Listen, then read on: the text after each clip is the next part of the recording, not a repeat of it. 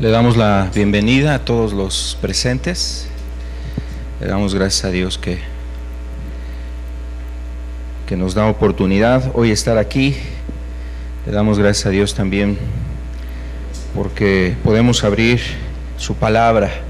Quiero invitarle para que veamos un texto que está en la primera epístola del apóstol Pedro. Hemos estado comenzando a estudiar. Ya llevamos varios estudios que se han estado impartiendo sobre los falsos evangelios y el evangelio verdadero. El día de hoy quisiéramos continuar con esta serie de enseñanzas. Hoy vamos a estar hablando acerca de la gracia verdadera versus la gracia falsa. Vamos a estar tocando este tema y aquí en Primera de Pedro, en el capítulo 5, el versículo 12, primer epístola del apóstol Pedro, en el capítulo 5, el versículo 12 nos dice: por conducto de Silvano, a quien tengo por hermano fiel, os he escrito brevemente, amonestándoos y testificando que esta es la verdadera gracia de Dios, en la cual estáis. Dice aquí la última parte: amonestándonos y exhortándonos, dice amonestándonos y testificando que esta es la verdadera gracia de Dios, la verdadera gracia de Dios en la cual estáis. Esto es lo que está haciendo referencia el apóstol Pedro. Y bueno, como que es la parte con la que está concluyendo el apóstol Pedro este tema o esta carta que estuvo él dictando para que se escribiera. Y termina diciendo de que todo lo que se ha estado anunciando, todo lo que se ha hablado en los textos anteriores, en los capítulos anteriores, estaba haciendo una amonestación, una invitación, una exhortación, también está haciendo pues un testimonio, o sea, darles el testimonio de la verdad. Y todo eso lo resume diciendo: esta es la gracia verdadera. Y les invita a que permanezcan en esa gracia, que continúen en esa gracia. Entonces el apóstol Pedro habla aquí de una verdadera gracia. Y yo creo que para ese momento, cuando el apóstol Pedro está haciendo esta referencia de la epístola, que es una epístola que se escribe muy, es una de las epístolas que se escribe cerca del año 60 después de Cristo, quizás unos 30 años después de que el Señor Jesucristo fue a la cruz, dio su vida por cada uno de nosotros. 30 años después, el apóstol Pedro, inspirado por Dios, pues escribe varias cosas en esta epístola y habla precisamente sobre el fundamento, el llamamiento a una vida santa, etcétera. Varios temas que hace referencia aquí el apóstol Pedro. Habla de una buena conciencia, habla de ser buenos administradores de la gracia de Dios, y todas las cosas que él aborda en esta epístola, la verdad es que él está queriendo retomar que los creyentes de ese momento se mantengan en la gracia verdadera. ¿Por qué? Porque seguramente ya había algo que se anunciaba como una gracia, pero no era la verdadera gracia. No era la verdadera gracia. Entonces, de aquí que el apóstol Pedro empieza precisamente a lleva a los cristianos, a los discípulos, a que se mantengan en la verdadera gracia. Bueno, es el motivo que nosotros también queremos el día de hoy estudiar este tema, porque es necesario hacer una diferencia entre la gracia verdadera, la gracia de Dios, y lo que en la actualidad le denominan la gracia. Hay personas que le denominan o que hacen referencia a la gracia como un estado donde las personas pues pueden llevar una vida sin límite o sin restricción o sin ningún problema. Y esto es lo que atañe a este día que nosotros vamos a estar estudiando.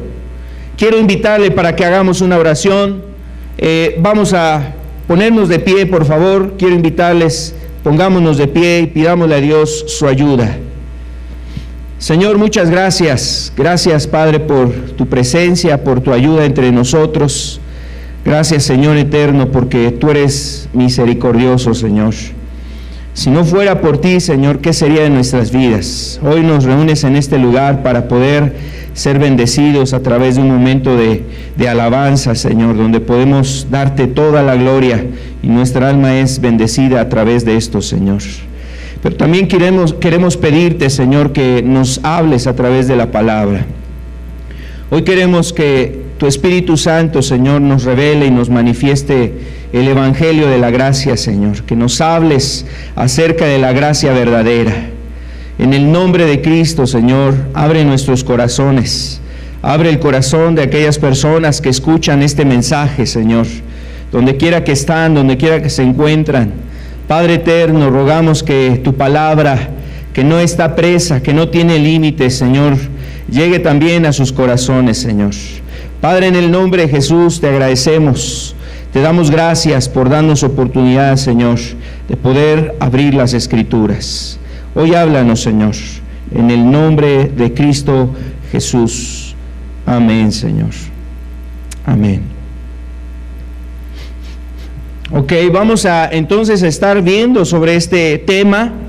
Y cuando hablamos acerca de la gracia, seguramente usted ha escuchado, ha sabido.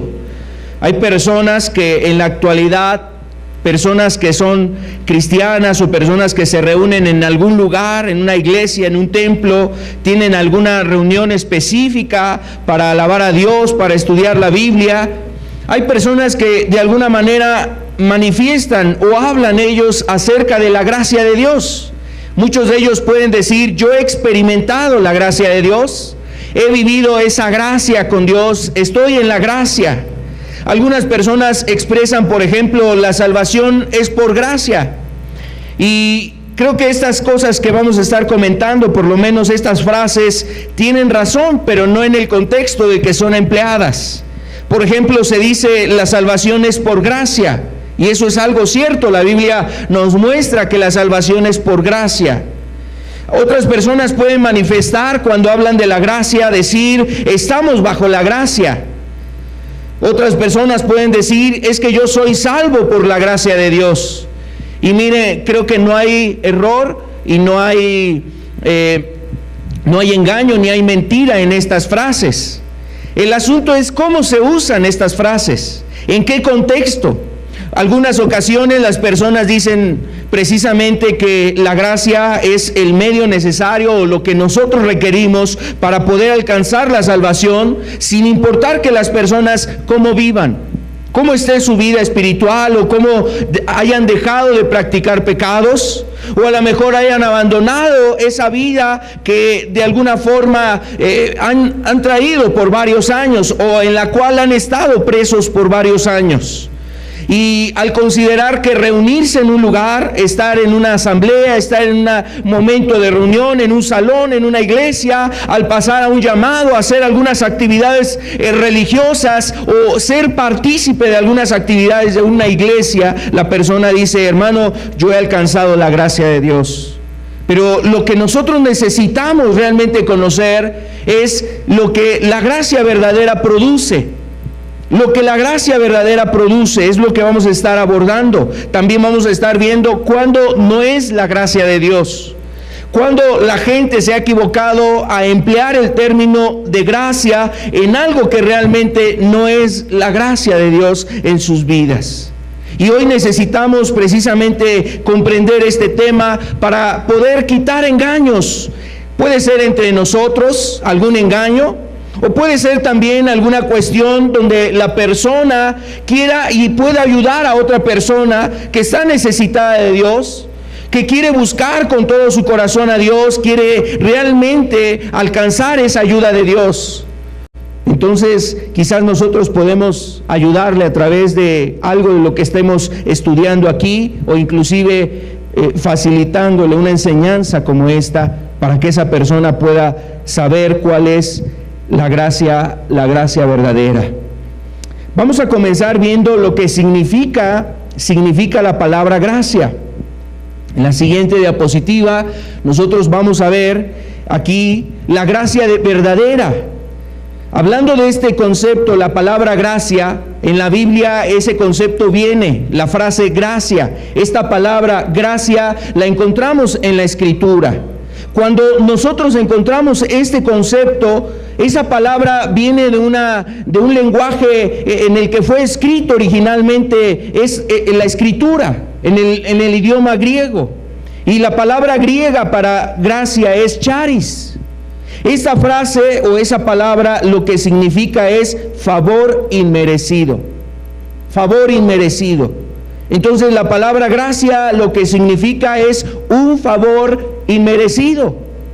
En este tiempo a veces las personas piensan que ahorita, por ejemplo, hay mucha cuestión que tiene que ver con los derechos humanos, los derechos de cada persona, de los individuos, derechos de minorías, etcétera. Y entonces la gente a veces hace a un lado el concepto de gracia y lo que busca es exigir un derecho. A veces, mire, esto lo menciono porque, por ejemplo, hay personas que sienten que Dios tiene la obligación de hacer algo por sus vidas. Dios está obligado a ayudarme, Dios está obligado a responder mis oraciones. Cuando estoy en alguna necesidad y yo le pido a Dios, Él está obligado a oír mi oración y librarme de aquel sufrimiento, de aquel mal, de aquel pesar. Y bueno, la verdad es que ese es un error. Eso es un error, pensar que Dios está obligado en hacer, en actuar o decir cosas que sean favorables para nosotros. El hombre a veces piensa que así es Dios. De ahí que muchas personas, por ejemplo, le piden a Dios cosas absurdas, ¿no? A veces el hombre puede pedir cosas pensando que Dios está en ese derecho y no lo ve como una gracia, como un favor que de parte de Dios puede venir sobre nosotros. Entonces la palabra gracia significa un favor inmerecido. Alguien nos da algo que no merecíamos. Y en este sentido se refiere de Dios hacia nosotros. Dios nos da algo que no merecíamos. Hace algo por nosotros que no habíamos reunido, que no habíamos hecho algo para ganarlo, para comprar ese favor, o para que Dios se viese en la obligación y en la necesidad de dárnoslo. Y la verdad es que la gracia viene a derribar un concepto que muchas personas pensaron que tenían que cumplir. Por ejemplo, desde el judaísmo se llenaron de muchos mandamientos, de muchas ordenanzas, y las personas empezaron a caer en prácticas y ordenanzas pensando que por cumplir todos esos ritos y esas ordenanzas entonces podían ganarse el favor de Dios. Eso lo vemos también en el catolicismo. Cumplir ciertas penitencias, ciertas obras, hacer penitencia como le denomina el católico, hacer obras de bien, misericordia, ayudar a enfermos, visitar a huérfanos, hacer cosas así, buenas obras sobre el prójimo. Entonces las personas dicen, bueno, con estas obras pues yo voy ganando puntos a mi favor para alcanzar la salvación, encontrar un lugar en el cielo, en el paraíso. Y vemos en la actualidad distintas personas que a lo mejor por las obras quieren de alguna manera ganarse el favor de Dios, como los testigos de Jehová, que entre más publiquen, anuncien, pregonen sus errores doctrinales o los engaños que transmiten hacia otras personas, entre más casas visiten, entre más estudios hacen, más méritos tienen para ser miembros de esa iglesia.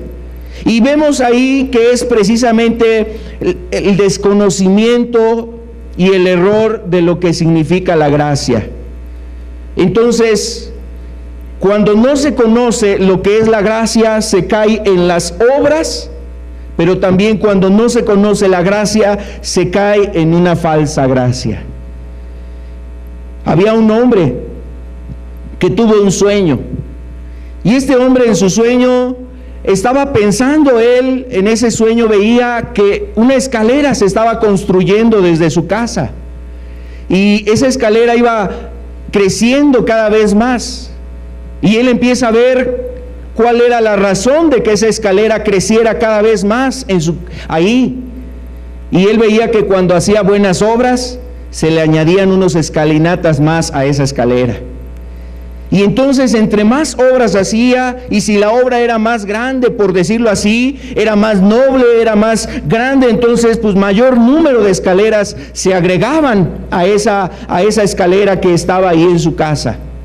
Y entonces, en un momento determinado, él veía que ya llevaba muchas obras realizadas de bien, de misericordia, de compasión, de ayudar a los demás, de extender su mano a personas necesitadas. Entonces, cuando volteaba hacia arriba, ya ni siquiera alcanzaba a ver la punta de esa escalera.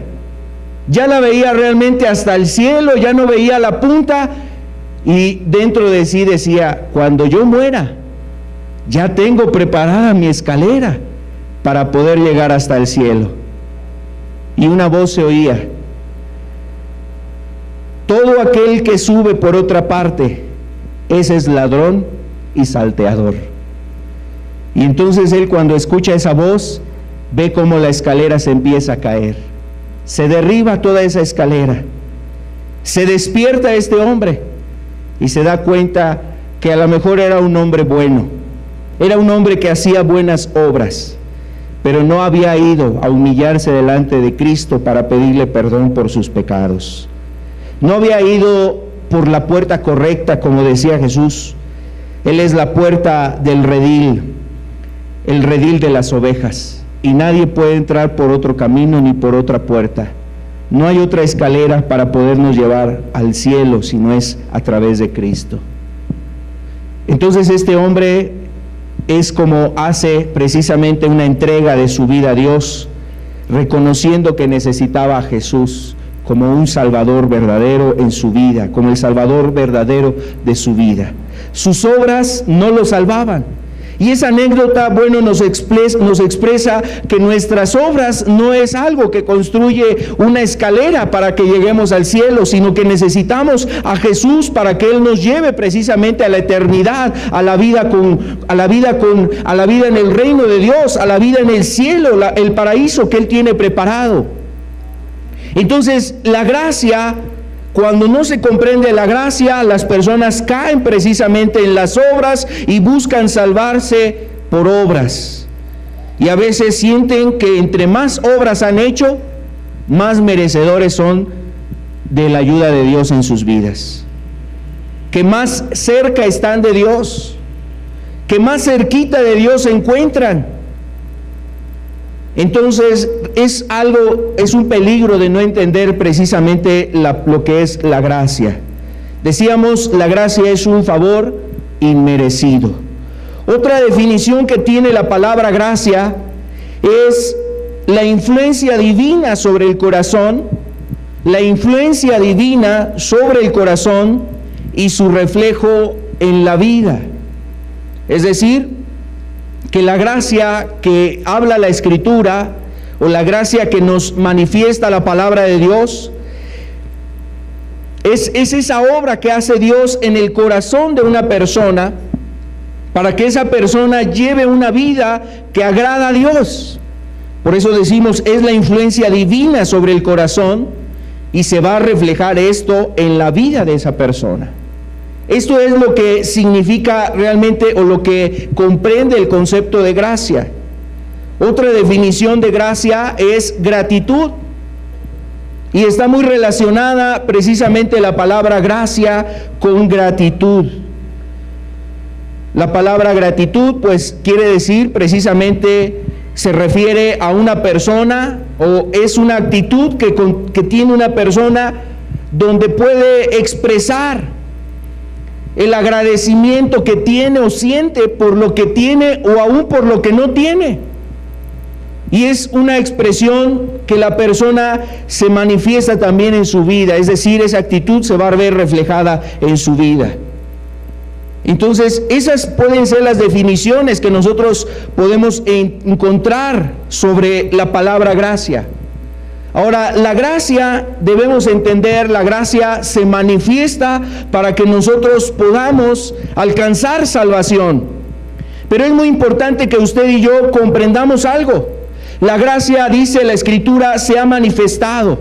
Dios ha manifestado su gracia. Dios ha expresado esa gracia. ¿Qué quiere decir? O sea, Dios ha acercado un favor que no merecíamos nosotros. ¿En qué comprende ese favor? La gracia de Dios comprende en que Dios vio al hombre perdido. Dios observó que el hombre estaba perdido y estaba condenado. La siguiente, por favor. Dios vio al hombre que estaba perdido y que se encontraba bajo una condenación. Entonces, ¿qué es lo que hace Dios? Envía a su Hijo. Dios envió a su Hijo Jesucristo a este mundo. Ahora, aquí hay algo importante. Sin estar obligado, Dios hizo esto.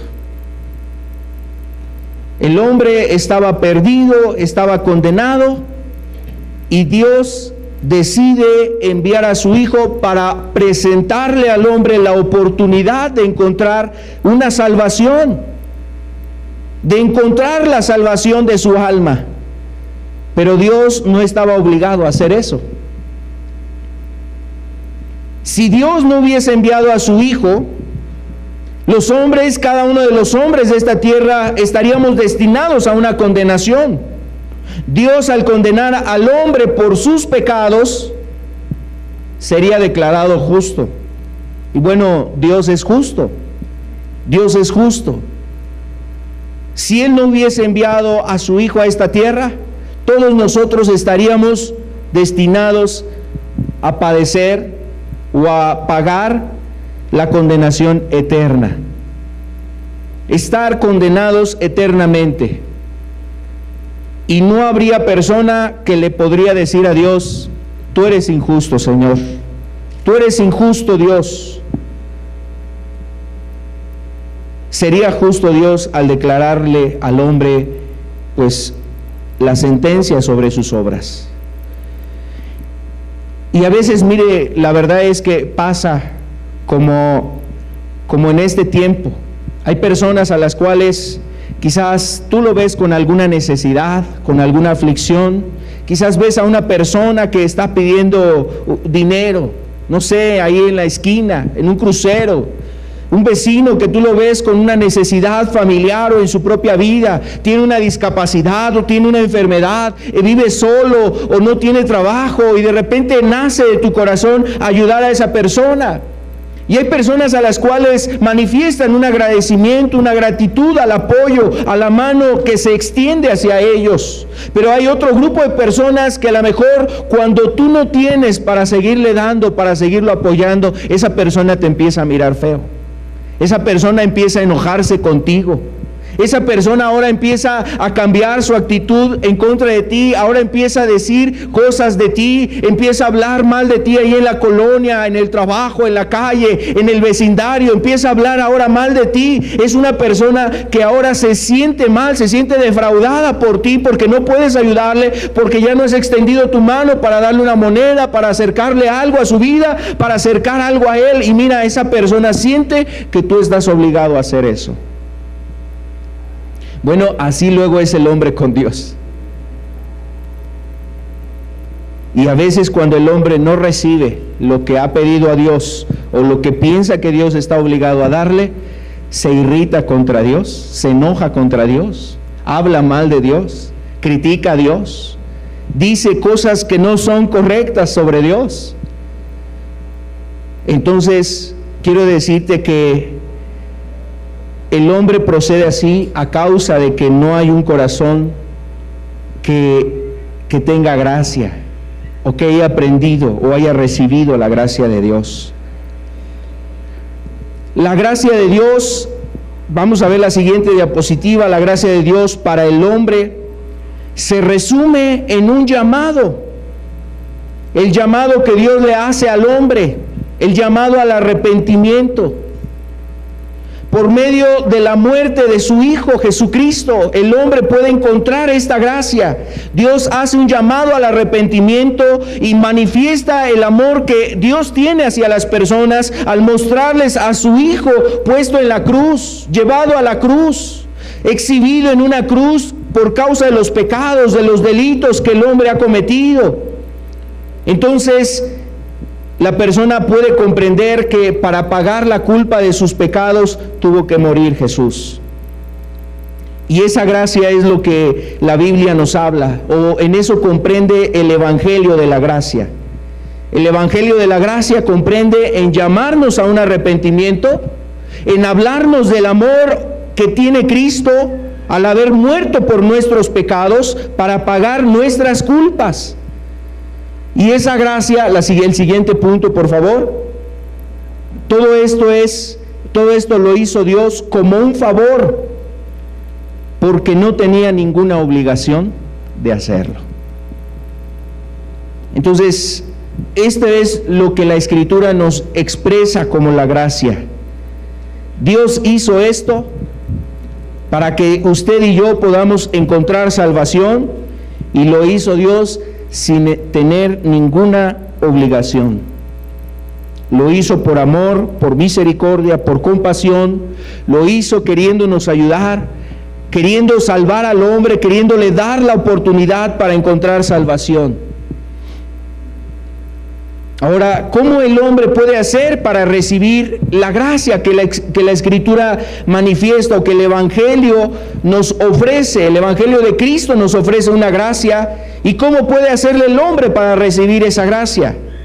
Bueno, esto habla cuando una persona realmente se encuentra totalmente arrepentida.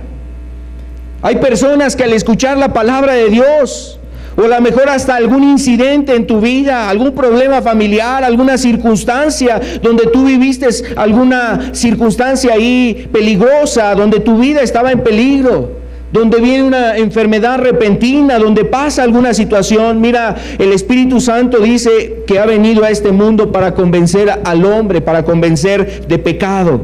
Y el Espíritu Santo viene, actúa en las personas y nos guía a un arrepentimiento.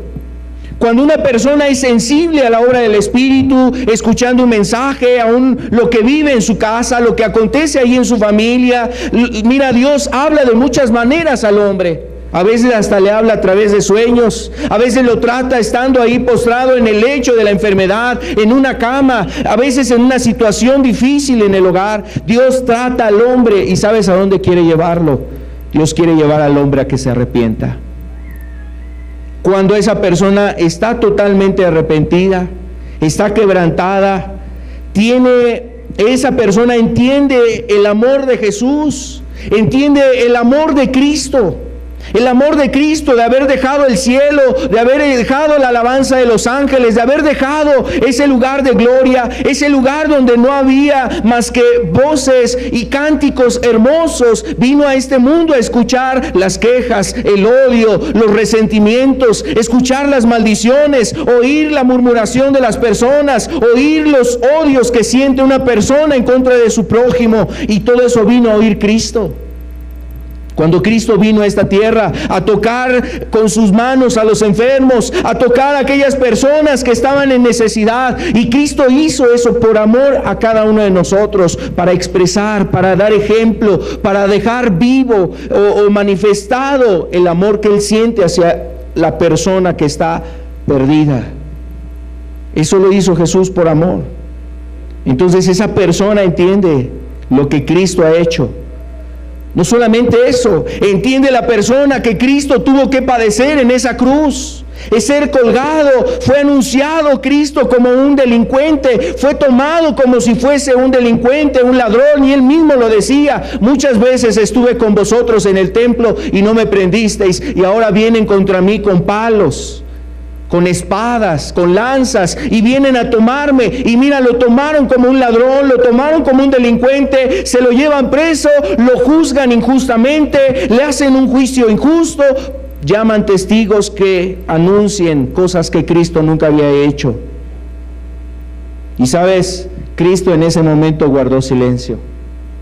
Cristo en ese momento no habló, no dijo, no es cierto, esos hombres están mintiendo, es mentira lo que estos hombres están diciendo. Cristo enmudeció para que se cumpliera lo que decía el profeta Isaías: como cordero fue llevado al matadero. Delante de sus trasquiladores enmudeció, no abrió su boca. Cristo en ese momento, siendo juzgado, siendo llamado a un juicio, las personas le acusaban, le decían cosas falsas y Cristo enmudecía. Entonces Cristo es llevado a un juicio injusto. La sentencia de ese juicio es decirle a Cristo o anunciar que Cristo iba a ser condenado, que la pena de Cristo iba a ser entonces que Él fuera crucificado. Las autoridades de ese entonces no quisieron realmente tomar la causa de Cristo. Lo llevaron delante de un hombre llamado Poncio Pilatos y él es el que decide: este hombre, ¿qué haremos con él? Y la gente gritaba: crucifícale, crucifícale. Y llamaron a que Jesús fuese llevado a la muerte. La multitud, las personas que estaban ahí reunidas, escuchando ese juicio injusto, viendo las acusaciones, pedían eso. Pedían que Jesús fuese llevado a la muerte. Ahora imagínate, Cristo en ese momento no abrió su boca para poder poner freno a esas acusaciones. Ese día cayó Jesús, ese día guardó silencio, ese día Jesús no abrió su boca. ¿Sabes por qué? Porque es cierto, Jesús no había cometido ninguna falta, ningún pecado, ningún delito. Pero tú y yo sí habíamos cometido pecados, maldades, iniquidades. ¿Cuántas cosas habías tú cometido o has cometido? ¿Cuántos pecados habías cometido o has cometido en tu vida? Ese día Jesús estaba ahí en representación tuya. Ese día Cristo estaba en tu lugar. El que tenía que estar en ese juicio éramos tú y era yo. Los que teníamos que estar en ese lugar siendo juzgados por nuestras obras, por nuestros hechos. Era una representación precisamente de lo que vendría posteriormente. Los pecados que tú has cometido, los pecados que tú has llevado a cabo, serán juzgados delante de Dios. Serán puestos a oídos de muchas personas. Se conocerán y se sabrán los pecados que el hombre ha cometido. Y ese día Jesús estaba ahí, siendo acusado por cosas que él no había cometido. Y guardó silencio el Señor Jesucristo. Él sabía que no estaba ahí por las cosas que él había cometido. Él sabía que estaba siendo juzgado en ese momento por los pecados tuyos, por los pecados de cada uno de nosotros. Entonces se da una sentencia sobre él, que sea llevado a la crucifixión, que Jesús sea crucificado. Y es llevado a ese lugar para ser puesto en un lugar conocido como el Gólgota. Y es llevado Cristo cargando una cruz, llevando un madero sobre sus espaldas, habiendo sido maltratado, habiendo sido golpeado, habiendo sido escarnecido. Cristo cargando, llevando ese madero y tomando una corona de espinas sobre su cabeza. Es llevado a ese lugar, al Gólgota, a ese lugar donde iba a ser crucificado. Y Jesús fue puesto en esa cruz. Fue llevado a esa cruz. Cristo es puesto sobre el madero, es clavada sus manos, sus pies, es levantada esa cruz de cara al sol y era exhibido precisamente que Cristo estaba siendo crucificado por cosas que él no había hecho. Pero Cristo no dijo nada en ese momento. Sabía que él estaba en el lugar que a ti te correspondía. Él murió en esa cruz para poder llevar tus pecados, para pagar por tus pecados, para pagar por tus mentiras, para pagar por tus robos, para pagar por tus malas palabras, para pagar por los hechos que tú has cometido en oculto, en lo oscuro. Ese día Cristo delante de todos estaba siendo exhibido. para pagar aún los pensamientos, las cosas más íntimas de tu ser. Cristo estaba pagando en esa cruz por causa de tus pecados, pagando tu odio, tu resentimiento, pagando aquellos sentimientos de coraje, de enojo que sientes sobre aquella persona. Esa vez Cristo estaba en la cruz con una corona, siendo tratado, castigado, pagando por esas cosas que había en lo más profundo de tu ser. Cristo estaba siendo llevado a la cruz. Y estaba en esa cruz por causa tuya. Entonces, quiero decirte que Jesús, estando en ese lugar, pasó 6 horas en ese lugar, en la cruz. Cristo muere, es declarado muerto. Las palabras con las cuales Él termina esta obra de amor, esa obra de misericordia, de compasión hacia ti y hacia mí, es expresando: Padre, consumado es, todo ha sido pagado, todo ha sido absuelto, todo es perdonado.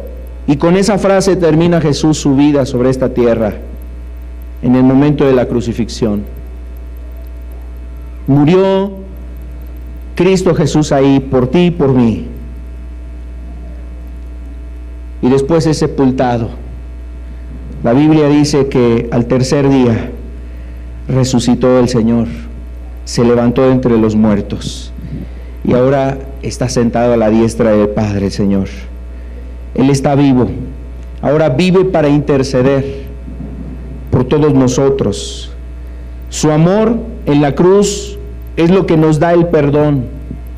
Entonces, cuando una persona arrepentida, quebrantada, mira y entiende el amor que Jesús ha tenido en la cruz por su vida, esa persona entonces puede recibir la salvación, porque cree de todo su corazón en el amor que tiene Cristo al demostrar ese amor en la cruz. Y Él dice: yo no me puedo justificar, yo no puedo realmente limpiarme de mis pecados, yo no puedo limpiar mi alma ni mi conciencia de las cosas que he cometido mal, pero Cristo sí me puede limpiar, pero Cristo sí me puede perdonar, pero Cristo sí me puede salvar de esta condición. Y entonces, cuando esa persona cree de todo corazón lo que Cristo ha hecho por él, esa persona encuentra la salvación, como se le denomina la salvación por gracia. La salvación por gracia. Bueno, la Escritura nos dice: este es el Evangelio de la gracia. En eso consiste el Evangelio de la gracia, en que nosotros estábamos perdidos, en que nosotros nos encontramos perdidos. Si tú vives en el pecado, tú estás perdido. Si nunca has buscado a Dios, si nunca te has entregado fielmente a Dios, tú estás perdido, y lo que necesitas es arrepentirte, y Cristo te llama a que te arrepientas y que observes y mires que Cristo te ha amado de tal manera que Él ha dado su vida por ti. Él ha muerto en la cruz para que tus pecados te sean perdonados. Él ha dado su vida para que tú seas rescatado. Ese es el Evangelio de la gracia. Todo aquel que recibe este mensaje que estamos anunciando, todo aquel que cree en este mensaje, todo aquel que vive este mensaje, estará bajo el favor de Dios y bajo la gracia divina. Si tú crees ese mensaje que Cristo nos deja en su palabra, en los evangelios, si tú vives en ese mensaje, tú estarás bajo el favor y la gracia de Dios. Dios te va a bendecir, Dios te va a ayudar para que tú vivas una vida cristiana y puedas ir al cielo. Dios te va a ayudar para que vivas conforme a esta gracia, a la gracia del Evangelio, al Evangelio de la gracia.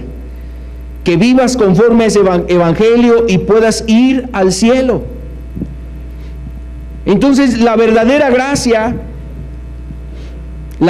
gracia que nos salva no es una especie de permiso. Esto podríamos definir precisamente como la falsa gracia. La falsa gracia, algunas personas lo ven como un permiso, pero la gracia que nos habla el Evangelio, la Escritura, es la verdadera gracia, es la que nos salva. No es un permiso especial que Dios extiende a los creyentes. a los cristianos, para que pequen sin recibir un castigo, como lo hacía la Iglesia Católica a través de las indulgencias. Ya hablábamos algo de esto, cuando se mencionaba el cristiano está bajo la ley, o lo que se habló también respecto a otro tema que abordábamos hace 15 días. Y bueno, la verdadera gracia es un poder divino. ¿Sabe para qué? Para ser libre del pecado. Y eso es algo que hace Dios, gloria a Dios.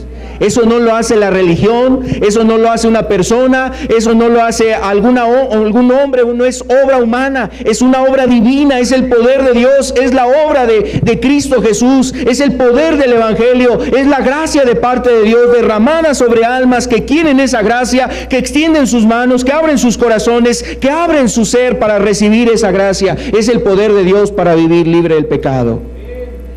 Gloria a Dios. Solo Dios puede hacer eso. Bueno, la verdadera gracia que produce, vamos a verlo, según lo que nos dice la Escritura. La verdadera gracia entonces nos lleva a que renunciemos al pecado y al mundo. La verdadera gracia produce que los creyentes, que aquellas personas que han alcanzado esa gracia de Dios, tengan una vida donde esa persona ha renunciado completamente al pecado y al mundo. Mire lo que nos dice aquí Tito capítulo 2, el verso 11 y verso 12. Porque la gracia de Dios se ha manifestado para salvación.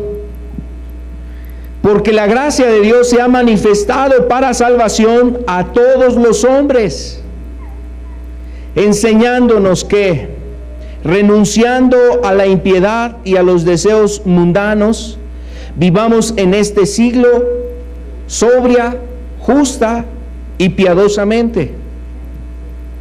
Entonces, según lo que nos dice la Escritura, es que la verdadera gracia, la gracia que viene de parte de Dios, nos lleva a tener una vida libre de la impiedad.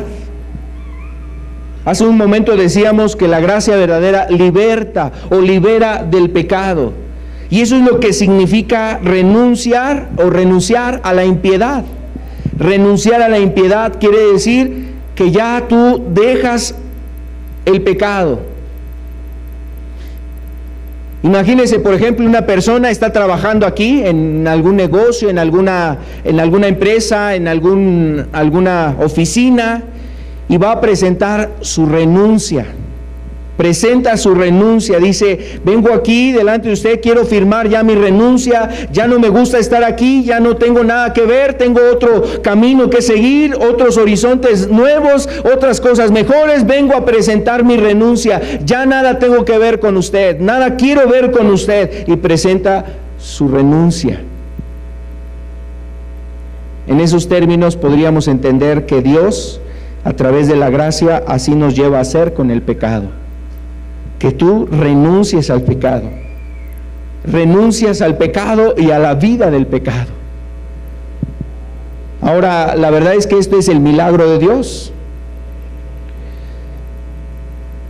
Algunas personas le dirán: ¿pero qué has hecho?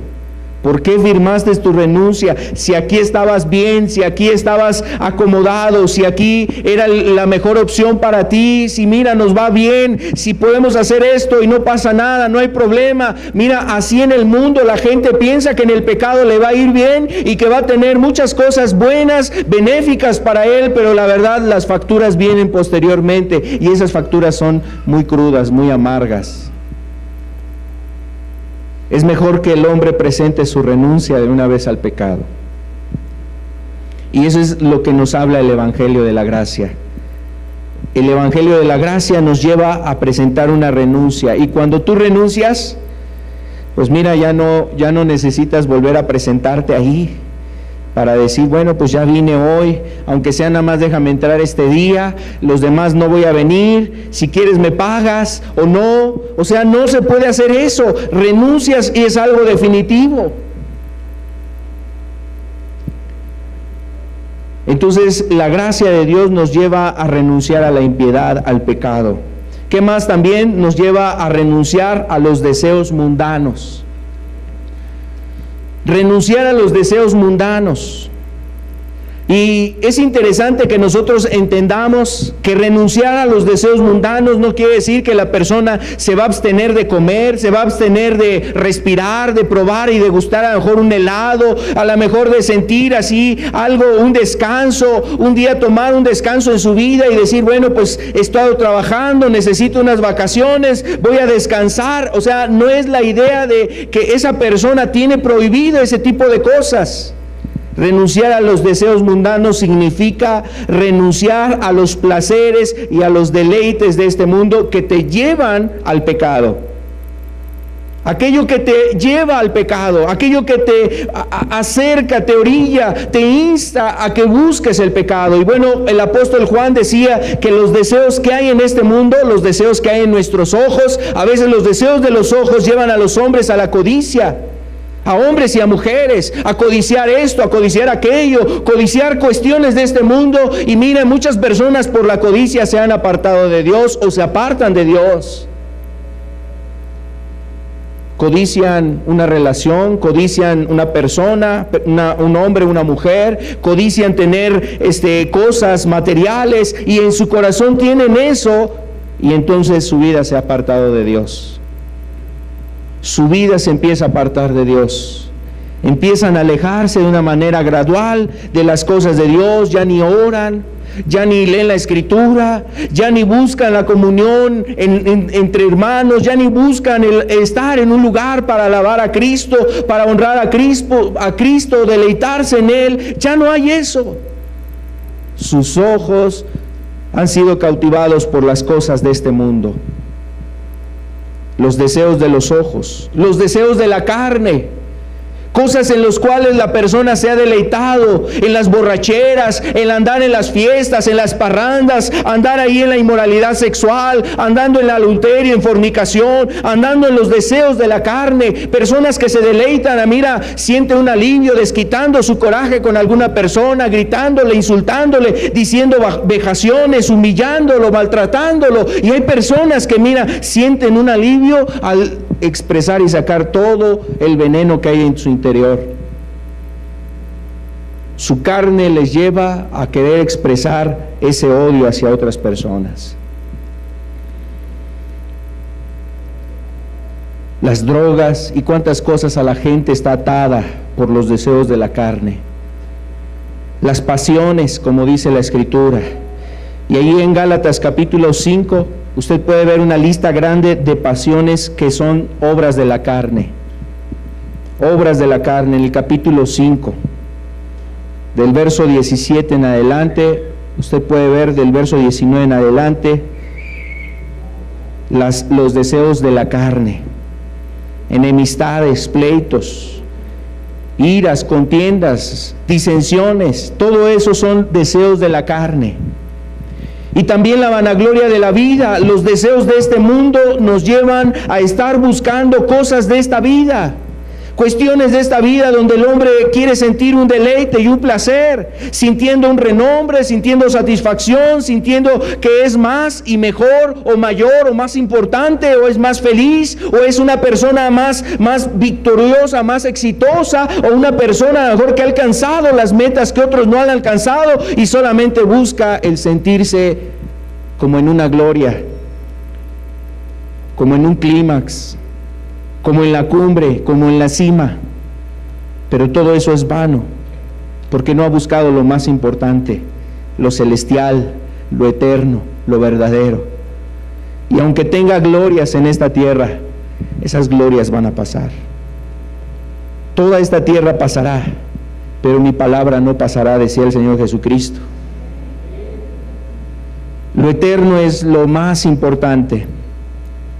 La verdadera gracia produce que también nosotros tengamos ese poder, decíamos, un poder para que el pecado no tenga ya dominio sobre nosotros.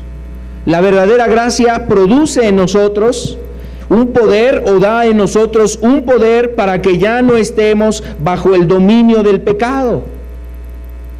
Eso es lo que da la verdadera gracia. Ahora, recuerde, esto no nos lo ganamos usted y yo. No porque hayamos quebrantado nuestra vida delante de Dios, nos hayamos humillado ahí delante de Dios, o sea, ay, mira cuántas lágrimas derramó, no, pues ahí te va la gracia. O sea, no es como si nosotros hubiéramos ganado eso. No es algo que nosotros cumplimos a lo mejor puntos a nuestro favor. Esto viene por un favor inmerecido. Es un favor inmerecido. Entonces viene un poder para que el pecado ya no nos domine, y eso es lo que habla la Escritura. Por ejemplo, uno de los textos que hemos observado en otros estudios es Romanos 6:14, y precisamente aquí Dios es que nos muestra, nos habla que eso es lo que produce la gracia verdadera, un poder para vencer el pecado. Romanos 6:14 dice así: porque el pecado no se enseñoreará de vosotros, pues no estáis bajo la ley, sino bajo la gracia.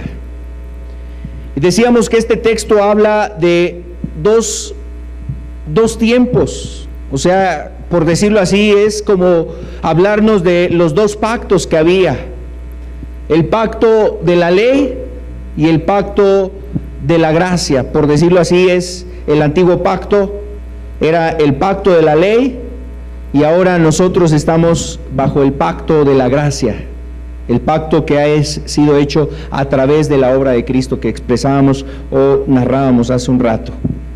Entonces, como ahora estamos en el pacto de la gracia, o estamos en el tiempo de la gracia, estamos bajo ese tiempo de gracia de parte de Dios, Él va a ayudar a todo aquel creyente verdadero que ha alcanzado esa gracia, a que la gracia actúe en él para que el pecado no tenga más dominio sobre su vida. Y eso es lo que dice aquí Romanos 6:14. Porque el pecado, dice, no se enseñoreará de vosotros. Enseñorear quiere decir que tenga él como un actuar como el dueño, como el amo, como el que controle, el que dirija, el que someta tu vida. Que el pecado ya no va a estar sometiendo tu vida, sino que Cristo, a través de ese amor y esa gracia que Él actúa sobre nosotros, nos libera del pecado y del poder del pecado, para que ahora ese creyente esté viviendo conforme al propósito de Dios. Y eso es lo hermoso, gloria a Dios, que se recibe a través de la gracia que Cristo nos da. Entonces, se puede vencer el pecado por medio de esta gracia, y eso nos debe de llevar a comprender o a quitar ese error o ese engaño que en algunos corazones y en algunas mentes las personas dicen: es que no se puede vivir sin pecado, es que nadie puede dejar de pecar, es que mira cuántos años he vivido en este pecado y tú con una reunión quieres cambiarme. Mira, es que yo tantos años he sido de esta iglesia, de esta congregación, yo he pertenecido, desde mis padres hemos sido de esta iglesia, y tú quieres cambiarnos. Mira, no es que una persona busque cambiar a las demás, más bien anunciamos y predicamos lo que hace la verdadera gracia de Dios, y la verdadera gracia de Dios transforma, cambia, liberta. Y si tú has estado años atados y hay pecados que a lo mejor aprendiste de tus padres y pecados que a lo mejor imitaste de tus padres, bueno, Cristo quiere venir a libertarte de esos pecados en los cuales tú estás atrapado y vives atrapado. A veces la gente dice: oye, pero no puedo dejar este pecado. ¿Qué es lo que se necesita? ¿Habrá pecado del cual Cristo no nos pueda libertar? No, no lo hay. No lo hay, o sea, no existe pecado del cual Cristo no nos pueda libertar. Y entonces nosotros necesitamos alcanzar esa gracia, porque esa gracia libera verdaderamente. Jesús, hablando de su persona, y su persona es una expresión de la gracia de Dios, Él decía: conoceréis la verdad, y la verdad os hará libres. Porque al que el Hijo libertare, será verdaderamente libre. Entonces no hay pecado del cual Cristo no pueda liberarte. Ese es lo curioso. A veces la persona siente que no ha hecho nada bueno y que nunca podrá hacer nada bueno. Había un hombre al cual un pastor fue y lo visitó a su casa. Llegó a su casa, empezó a hablarle del evangelio, de la palabra de Dios. Este hombre lo escuchó atentamente y decía: pastor, la verdad es que mire, todo eso que usted me predica, me dice, es cierto, es verdad. Yo me siento así, yo quiero libertad, yo quiero cambiar, yo quiero ser diferente, yo quiero tener una libertad verdadera, pero la verdad es que yo creo que no puedo. Es que no he hecho nada para poder cambiar. No he hecho nada para poder ser diferente. Y entonces el pastor le dice: bueno, pues para ti es este mensaje. Jesús quiere libertarte porque Él vino a salvar y a perdonar. Él vino a libertar a los que estaban cautivos. Él vino a traer vida a los que están en la muerte. Él vino a traer, anunciar libertad a los que están en prisión de maldad. Él vino a traer la libertad. Entonces tú eres la persona por la cual Cristo ha venido. Cristo ha venido por ti, y eso es lo mismo para ti, amigo. Cristo ha venido a romper las cadenas de las cuales tú dices: ¿cómo le haré para salir de esto? Lo he intentado muchas veces y no puedo. Quiero liberarme de esta situación y no he podido. Amado, lo que tú tienes que hacer es mirar a Jesús y humillarte delante de Él y rogar esa gracia en tu vida, porque Él puede libertar, y libertar verdaderamente. Aleluya. Nos ayuda también la gracia que produce, además de esa libertad, también la gracia nos ayuda a servir a Dios con temor y reverencia. Y hace un rato decíamos dentro de las definiciones que la palabra gracia también significa gratitud o agradecimiento. Imagínense, si usted y yo hiciéramos un ejercicio, o Dios hiciera un ejercicio con nosotros, podríamos ver cuán agradecidos somos usted y yo. En un salón de clases, imagínense, vamos a ponerlo para comprender un poquito más, en un salón de clases o en la misma casa. Imagínense que usted está ahí atendiendo, la mamá está atendiendo a los hijos, un maestro ahí atendiendo a los alumnos, y les pasa esto, y les da tijeras, y les da a lo mejor la mamá la comida, y pone cosas delante de ellos, pero nunca hay una palabra de gracias de parte de los niños. Que usted empezara a quitarle todas aquellas cosas que le ha dado al niño y ha puesto: su ropa, sus tenis, no sé, su cama, su colchón, comprarle a lo mejor un juguete, comprarle alguna actividad, que usted le quitara todas las cosas por las cuales nunca ha habido una expresión de gracias. ¿Con cuántas cosas se quedaría un niño? ¿O con cuántas cosas se quedaría ese niño? Ahora vamos a ponerlo en usted y yo.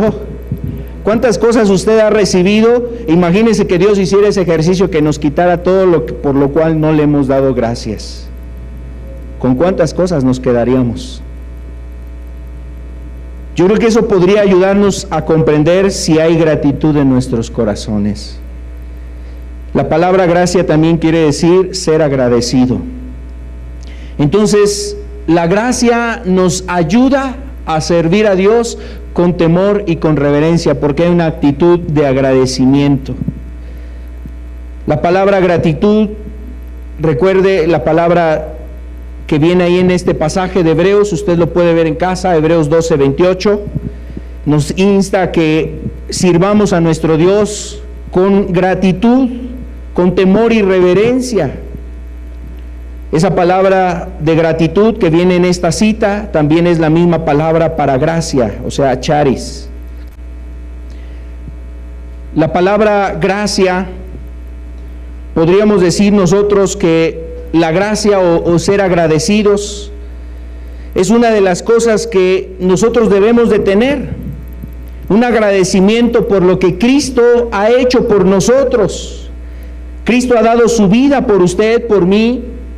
Y esa palabra de gracia es lo que nos debe de motivar a hacer el bien a otras personas y aún guardar la palabra de Dios. O sea, un corazón agradecido también es lo que nos lleva a no mirarnos a nosotros y mirar más por Cristo. Un corazón agradecido es el que lleva a un creyente verdadero a no querer ofender más a Dios. no faltarle a Dios, no ofenderlo más. Y un cristiano verdadero tiene gratitud, por lo cual hace y sirve a Dios, o sea, busca servir a Dios, hace la voluntad de Dios y quiere ayudar a su prójimo. Y eso le lleva a extender pues su mano, ¿no?, al necesitado. No lo hace como con un motivo para recibir algo a cambio. Es decir, no ayuda a los demás para recibir él un beneficio o algo a cambio, sino que lo hace en agradecimiento. Él recibió gracia, también de gracia quiere compartir. Entonces, esos conceptos son los que, o esos puntos son los que produce precisamente la gracia. Ahora, la falsa gracia. ¿Cuál es la falsa gracia? La falsa gracia es aquella que se convierte en libertinaje. La falsa gracia es cuando una persona, el amor de Dios, el evangelio, la palabra de Dios o las promesas de Dios de salvación, de ofrecer vida eterna, de perdonar pecados, algunas personas esas cosas las convierten en libertinaje, en un libertinaje. Vamos a ver lo que dice Judas capítulo 1, el versículo 4. Porque algunos hombres han entrado encubiertamente, los que desde antes habían sido destinados para esta condenación, hombres impíos que convierten en libertinaje la gracia de nuestro Dios y niegan a Dios, el único soberano, y a nuestro Señor Jesucristo. Entonces dice aquí que hombres que convierten en libertinaje, ¿qué? La gracia de nuestro Dios. El libertinaje es diferente a la libertad. Dios nos da una libertad, es decir, ahora hay una ley que es la libertad que nos da Cristo, la libertad del amor, de amar. Sin embargo, las personas confunden esa libertad con libertinaje. Y es algo así como quizás un joven, ¿no? Un joven malentiende la libertad. A veces el padre le da cierta libertad y bueno, pues traspasa esos linderos, esos límites. Se va más allá de aquello que el padre le ha permitido. La libertad que el padre le da, la ocupa como un libertinaje. Algunos jóvenes han actuado así. Otros jóvenes se mantienen en esa libertad y permanecen en esa libertad. Pero mire, aquí nos habla del evangelio, de la gracia, y nos dice que hay personas que confunden la gracia de Dios y la han convertido precisamente en libertinaje. Entonces, pensando en que estamos bajo la gracia, pues siguen cometiendo pecados, no se han arrepentido verdaderamente, tienen excusa y argumento para decir, bueno, pues si cometo esto, pues yo creo que le puedo pedir perdón a Dios y Él me va a perdonar, y así viven cada 8 días pidiéndole perdón a Dios, y así es su vida. Su vida está caracterizada porque tiene tropiezo y tropiezo y tropiezo y tropiezo, y no ha encontrado la libertad verdadera en Dios, no ha encontrado esa gracia verdadera en Cristo, más bien ha encontrado un argumento para decir, estoy en la gracia, Dios me va a perdonar. Dios quiere perdonarme, y convierte en libertinaje esa gracia. Usa la libertad de Cristo como pretexto para pecar. Eso es lo que produce la falsa gracia, o lo que cómo podemos distinguir la falsa gracia. Cuando se usa como pretexto esa libertad de Cristo para estar en el pecado. Vamos a ver lo que dice aquí Primera de Pedro, capítulo 2, verso 16. Como libres, pero no como los que tienen la libertad como pretexto para hacer lo malo, sino como siervos de Dios. Y bueno, hay quienes entienden o piensan que la gracia es la libertad, y la libertad que les sirve como un pretexto para hacer lo malo, dice aquí Pedro, ¿no? O sea, para estar haciendo lo malo, para estar pecando, para estar defraudando, para estar haciendo cosas indebidas, incorrectas, ocultas o públicamente. haciendo aquello que de alguna forma sabe a la luz de la Escritura que no agrada a Dios. También algunas personas dicen o piensan que como son salvos por la gracia, pueden hacer lo que quieran. Al fin Dios ya no los va a castigar. Pueden vivir como ellos quieran seguir viviendo, en los deseos de la carne, en los deseos de los ojos, o vivir en la vanagloria de la vida.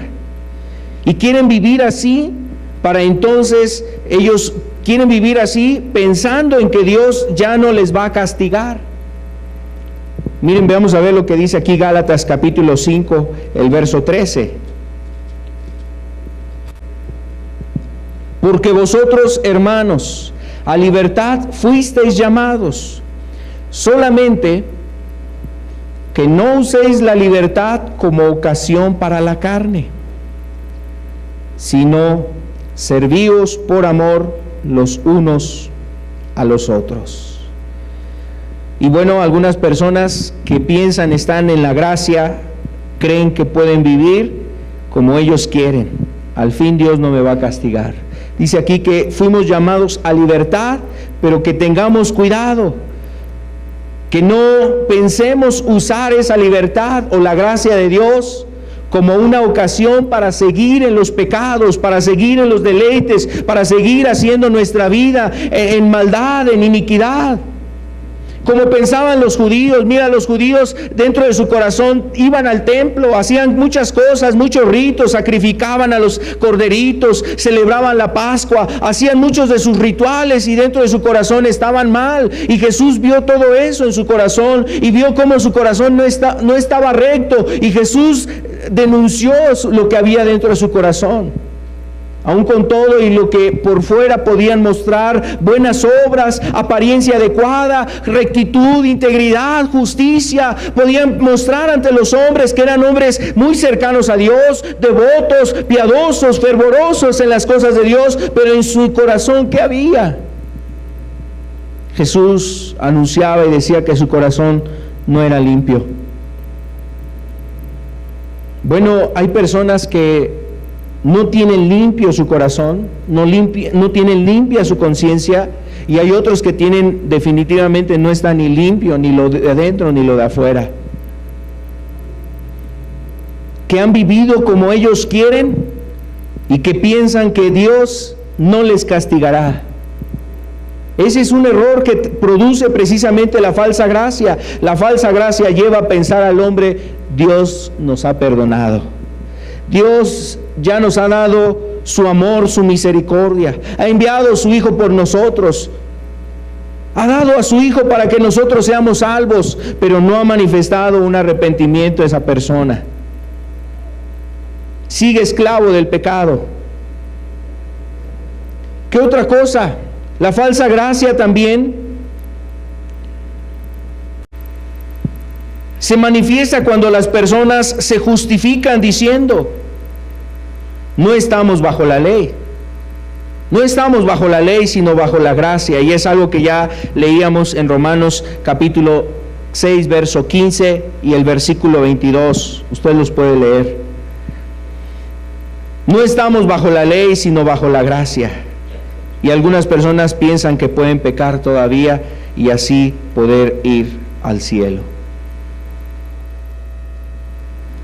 Esto tiene que ver cuando hablamos precisamente también sobre el cristiano bajo la ley. Si el cristiano está todavía bajo la ley o debe de guardar la ley.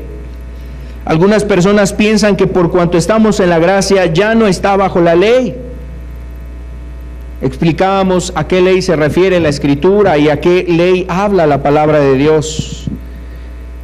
Un creyente necesita seguir obedeciendo a Dios, sus mandamientos, sus ordenanzas, guardar la ley moral de Dios. Esa sigue vigente. Eso sigue vigente hasta este tiempo. Vamos a concluir con algunos puntos. Primero, el ser salvo por la gracia no quiere decir que no estamos bajo ninguna ley. Es algo importante de entender. Ser salvo por gracia no significa que ya no estamos bajo ninguna ley, estamos bajo la ley de Dios. El cristiano está bajo la ley de Cristo, que es su ley moral, la ley del amor. Y la Escritura nos dice, ¿no?, que el amor se resume, o más bien la ley de Dios se resume en el amor, y el amor no hace nada indebido, no se goza de la injusticia, etcétera. Si alguien no cumple la ley de Cristo, mira, lo que la Escritura nos enseña es que la persona no heredará el reino de Dios, sino que irá al infierno eterno. Si alguien no cumple la ley de Cristo, va al infierno, no va al cielo. Usted puede ver lo que dice ahí Mateo 25, del verso 41 al 46, y es cuando habla Jesús, un contexto de el amor hacia el prójimo, diciendo: porque tuve hambre, tuve sed, estuve desnudo, fui forastero, y a los de su derecha les dirá: venid, benditos de mi Padre, porque cuando estuve hambriento me disteis de comer. Pero a los de la izquierda, que es lo que comprende el verso 41 al 46, les dirá: apartaos de mí, malditos, al fuego eterno preparado para el diablo y sus ángeles, porque tuve hambre y no me disteis de comer, tuve sed y no me disteis de beber, fui forastero y no me recogisteis, estuve desnudo y no me cubristeis, en la cárcel y no vinisteis a mí, enfermo y no me visitasteis. Entonces habla precisamente de aquellos que no validaron, que no guardaron la ley de Cristo. Y por último, lo que decíamos, la gracia es precisamente un agradecimiento por lo que Cristo hizo por nosotros, que nos estimula a servirlo de todo corazón, motivado por ese agradecimiento. Y la gracia de Dios nos libera, decíamos también, la gracia de Dios nos lleva a una libertad, la libertad que da Cristo Jesús, una libertad del pecado. Vamos a terminar aquí y quiero invitarle a que usted cierre sus ojos, por favor. La gracia de Dios, la gracia verdadera, no es como se ha entendido la gracia en este tiempo. Hay una gracia falsa. Y como Pedro instaba a los creyentes a que permanecieran en la gracia verdadera de Dios, así también la Escritura nos amonesta a todos los que estamos aquí a vivir en la gracia de Dios. Si tú eres un creyente, si tú eres un cristiano, cuidemos de caminar en la gracia de Dios, permanecer en esa gracia verdadera. Busca la ayuda de Dios, su influencia en tu vida. Si hay personas aquí que han vivido y han experimentado la gracia de Dios, pero parece que el pecado nuevamente quiere echar sus cuerdas sobre tu vida, mira, como dice la Escritura, la gracia de Dios nos enseña que debemos de renunciar a la impiedad. Así es que renuncia a aquellas cosas. Renuncia a la impiedad, al pecado que te acecha, a la iniquidad que está ahí queriendo asaltar tu alma, robar tu alma, cautivar tu corazón, apresar tu alma. Renuncia a eso. Si eres una persona que nos acompañas por primera vez, mira, la gracia de Dios se ha manifestado en que Cristo Jesús vino a dar su vida por ti para que tú puedas encontrar el perdón de tus pecados. Tú puedes decirle a Jesús que te ayude, que te libere, que te perdone los pecados que has cometido. Por medio de Cristo Jesús, por su amor, Él puede hacer este milagro. Encontremos nosotros gracia en Él, la gracia verdadera, alcanzar el perdón de nuestros pecados y poder empezar a tener una vida donde esté la influencia divina en tu corazón, para que encuentres una libertad verdadera de todo pecado, de toda maldad.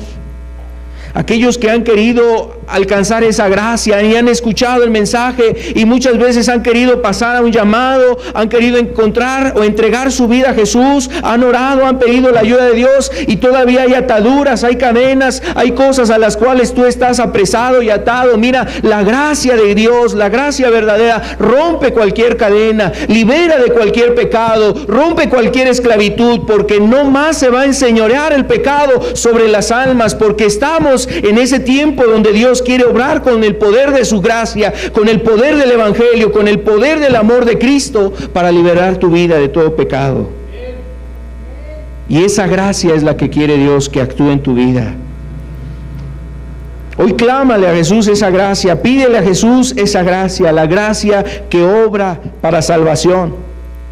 No para engaño, no para condenación, no para error, no para estar en el error y caminar así en una vida de error, de engaño, pensando en que somos cristianos, pensando en que vas camino al cielo, pero no vas ni en esa dirección, sigues atado a las cosas de este mundo, tu vida no va hacia la gloria, tu vida está permaneciendo en las cosas de este mundo, en los deleites de este mundo, en las pasiones de la carne, en los deseos de la carne, en la vanagloria de la vida. Tú no vas en la vereda del cielo, a la gloria eterna. Necesitas que la gracia de Cristo actúe en tu vida. Entonces se manifiesta esa gracia de Dios en que nos hace un llamado para arrepentirnos. Dios nos muestra el amor que hay en la muerte de su precioso Hijo, el amor que Él tiene por ti y por mí. Ese amor que le llevó a la muerte es para pagar tu culpa, la culpa de tus pecados. Dios hizo esto sin estar obligado. Él lo hizo para ayudarte a ti y para ayudarme a mí, porque no podíamos salvarnos, porque no había mérito humano para que el hombre se salvase por sus propios medios. Por eso vino el favor inmerecido de parte de Dios, el favor que hemos recibido de ser invitados a arrepentirnos y a ver a Cristo Jesús como la propiciación por nuestros pecados. Padre, en el nombre de Jesús, Señor, te rogamos que esa gracia actúe en los presentes, Señor, en aquellos que abren su corazón, en aquellos que desean, Señor, encontrar la gracia verdadera, Señor. Aún, Padre amado, en los hermanos, en la iglesia, Señor, que tu gracia permanezca, que siga actuando, Señor, que nos lleve, Señor, a crecimiento, que nos lleve a más, Señor. Esa gracia que nos ayude, Señor, a enfrentar las dificultades, las pruebas, las adversidades, las tentaciones. Señor, en el nombre de Jesús, que tu gracia siga obrando y actuando en tu iglesia, Señor amado. Solamente esta iglesia se sostiene por tu gracia, Señor. No es, Señor amado, por mérito alguno, no es en sí por una doctrina, es por la gracia que solamente tú puedes traer en nuestras vidas, Señor. Rogamos que esa gracia actúe, Señor, que siga actuando, que traigas tú esa libertad, Señor, verdadera, que manifiesta el Evangelio de la gracia, que venga la liberación para aquellos que anhelan esa liberación del pecado, Señor. Libérales, Padre eterno. Abre las prisiones. Quita, Señor amado, toda cuestión que ata sus vidas, sus almas, a este mundo, al reino de las tinieblas. Señor, que encuentren apertura de las cárceles, Señor. Que sean abiertas las cárceles de maldad, de prisión de oscuridad, de tinieblas, que encuentren libertad en ti, Señor. ¿Quién puede hacer esto? Sino solo tú, Señor, con tu poder y con tu gracia, Señor. Porque tuyas son las almas, Señor. En el nombre de Jesús pedimos esa liberación para aquellos que anhelan esa libertad, Señor. Trae la libertad que solamente se encuentra en tu Hijo, Señor. En la gracia que encontramos en el Hijo de Dios, en Cristo Jesús. Y Padre, rogamos, Señor amado, que ayudes, Señor amado, a tu pueblo, que ayudes a tu iglesia, Señor, que nos ayudes a caminar en la gracia verdadera, Señor. El pecado nos acecha, Señor. Las pruebas, las dificultades pueden acechar nuestras almas. Pero queremos pedirte que siga viniendo la influencia de tu Espíritu en nosotros, Señor, para no claudicar, para no desanimarnos, para no desviarnos de la verdad, sino permanecer en el camino de rectitud, de justicia, en el camino de amor, Padre. En el nombre de Cristo Jesús, Señor, nos ponemos en tus manos. Te damos gracias, Padre, por tu palabra. En el nombre de Cristo Jesús. Amén, Señor. Amén.